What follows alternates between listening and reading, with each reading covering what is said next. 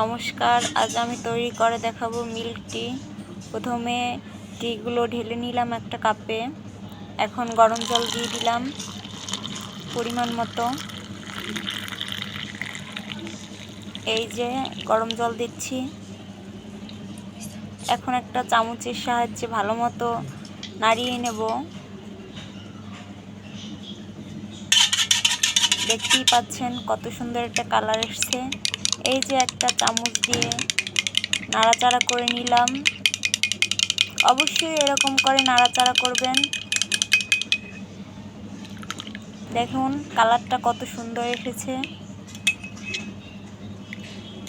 এই যে দেখুন কালারটা অনেক সুন্দর হয়েছিল। আপনারাও এরকম ট্রাই করবেন বাসায়।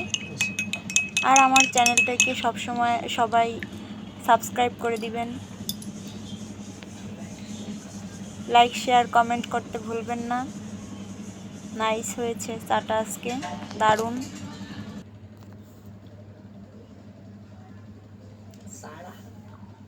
Sarah was nice.